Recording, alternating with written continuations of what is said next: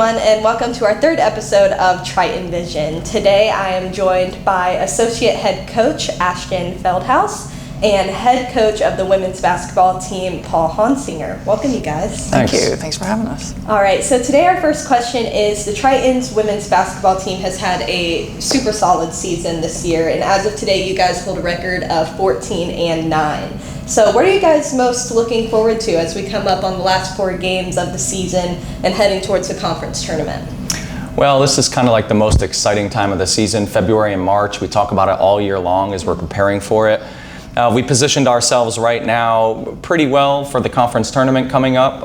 The top 4 teams host the next 4 teams. Right now we're in the company of those top 4 teams, so we're excited about that. We have to hold that, of course, over these next 4 games, which is a challenge, but and then, always in the conversation for the national tournament. We've been there 7 straight years. We definitely want to return, but it may be a matter of winning our conference tournament outright to get, that bid for the national tournament that we've been fighting for. Yeah, and I think we've got Lauren and Hannah as our seniors who've been with us for 3 years, so they've been a part of great programs for us. So the exciting part is going to be watching those 2. We've got 7 new ones that joined us, and they're good too, but for 2 people who've given all they have for 3 years going into the conference tournament, all we're talking about is winning, and for those 2 to be able to do something special, I'm excited to watch them both. Yeah, both of them have had an amazing season this year, and it's nice seeing both of them grow since they came onto the team my freshman year. So it's nice to be able to watch them grow as well going into their senior year. Yeah, they've both made huge strides on and off the court. They're good girls, so we're fortunate to have them. So I'm excited for the 2 of them especially, for sure. I know coaches too. Yeah, definitely. I mean, special players to the program, they're always the hardest to say goodbye to when you have those seniors that have been so impactful. We've been fortunate to have many of them year after year, but it's bittersweet. You're watching their end and you enjoy it, but at the same time you're thinking, who are we replacing these 2 with? And Hannah's been spectacular, and she does her thing always for us and brings consistent shooting, personality to the table, energy. She is a constant, but Lauren too is absolutely dynamic. I think the best player we've ever had in this program. She does it offensively, defensively. She's nationally ranked in multiple categories. She is the person we lean on. She makes us go. There's no doubt about that. She's the heartbeat of our team, and she's just been tremendous this year. So really proud of both of them. They're having good years, and I hope for their sake, like Ashton mentioned, that we can finish strong for their senior year. All right, so our next question is, many of our teams throughout Eckerd Athletics are having rebuilding phases this year. And the women's basketball team is no different. With the addition of 7 new players, how do you guys foster team chemistry and encourage team bonding on and off the court? Yeah, well, with the exception of last year, I feel like we have done this year after year after year, where we're graduating out a large class, and we have a smaller roster. So sometimes even 4 or 5 people is a very large class for us. It can be 50% of our roster. That's difficult to do. You can't make many mistakes. You have to hit the nail on the head in recruiting every single time in order to have that kind of sustainability that you like in a program, to be a national contender every year. So it puts a lot of weight on recruiting with the way we operate here, but we've been able to manage that and do that over the years, and we're proud of that.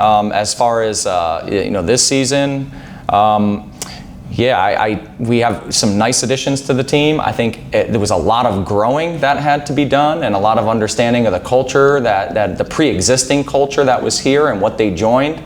And I think they have kind of figured it out as we've moved along. Some have better than others, and they're finding the minutes as it stands today to play and compete for us.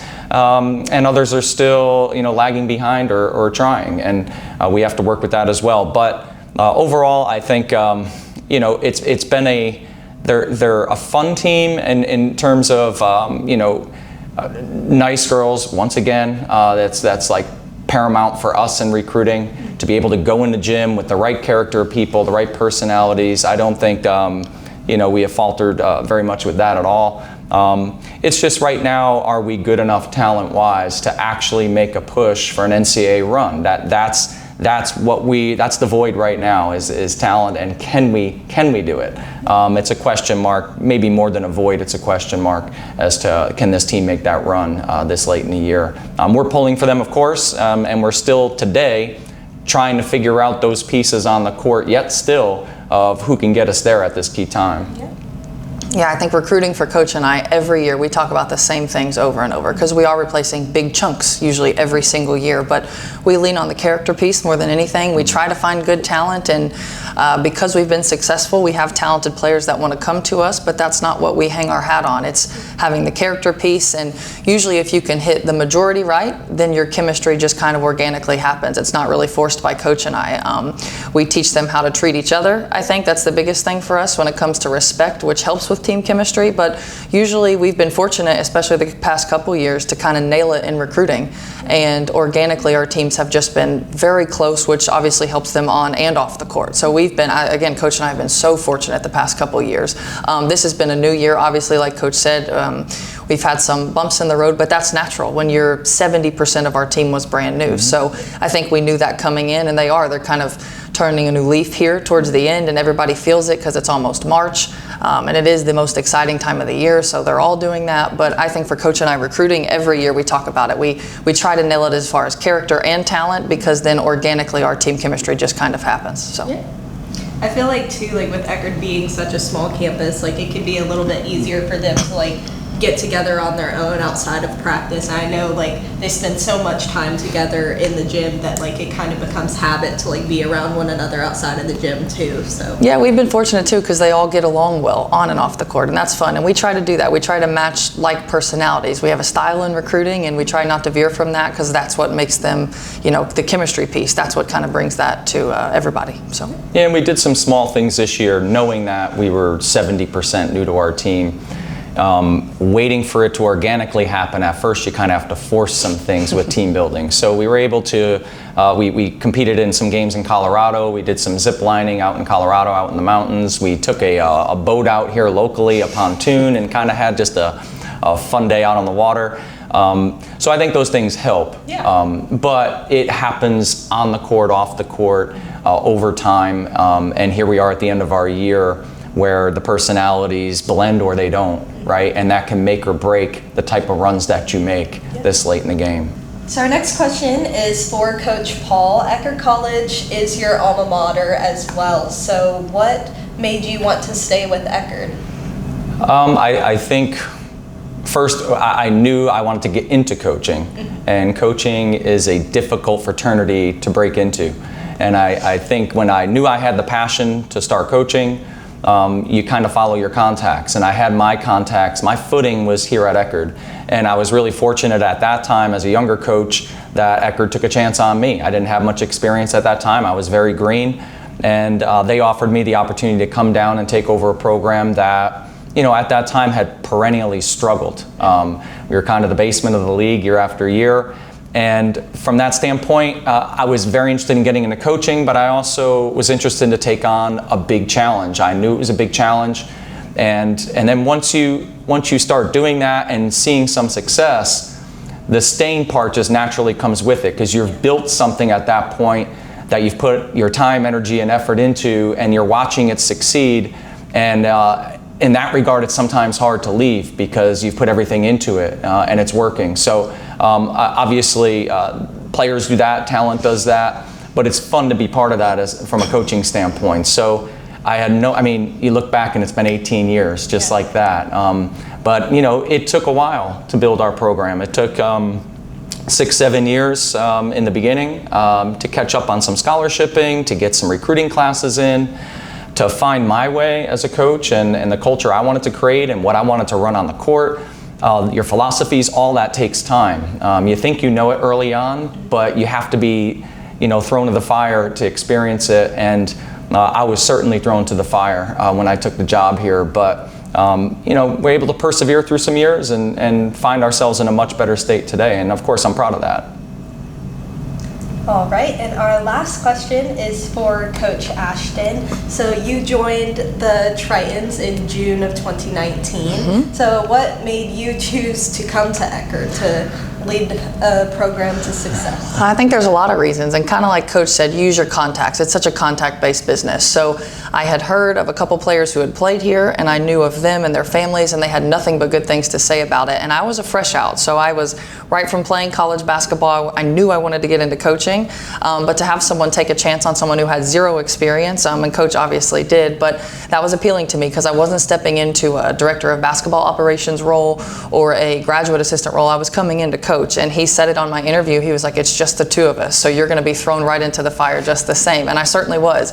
And it's kind of odd, you blink and it's been 5 years, but it's been so fun. And it was a culture that was already established and a program that was already established. They were coming off of great seasons when I took the job, so I kind of just got to step right in. And then it wasn't until I got here that I realized how much this place I think would really mean to me. And Coach and I worked so well together, and that's not something you know, it's something that you hire somebody or get hired and you hope for the best. And Coach and I think, are dynamic when it comes to that. We work so well together, and I've been so fortunate to be here. And then obviously St. Petersburg is not a bad place to call home. Yeah. So that was fun. Moving to Florida from the middle of Kentucky was a blast. But this place has been so special. And working for Coach, he's been in it and he's well respected in the profession. So I've learned so much about every facet of the program. It's not just all X's and O's. It's so much more than that. And he's been fantastic at, teaching and then kind of throwing me to the fire and saying, okay, now it's your turn. And you show me, what do you think here and there? And that's fun. So I've just learned the entire time I've been here. I can't believe it's been 5 years.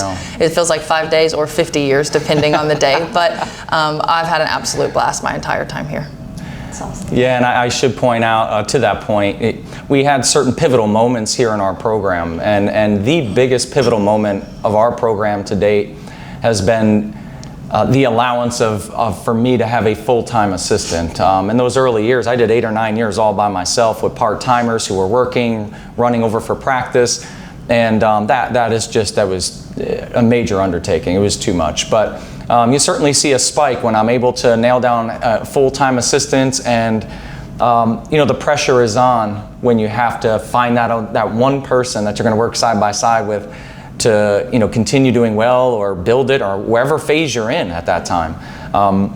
The pressure's on to find the right person, and I think I've hit some home runs in that regard, and Ashton has been absolutely tremendous, and to this point she does and can do everything that I do, and so there's a trust built there and a lot more allowance. When you get into your 4th and 5th years with somebody and the trust has already been built, you kind of enjoy watching them do it, and you just, hey, go do it, go, and you push them to do different things, and you watch their growth as an assistant, and that's just as fun as watching your team win, as when you watch your coaches win and grow and develop. So that's something, as maybe one of the elder statesmen, that you get to look back at the lineage of the people you bring in and what they do and how excited they are and how they grow.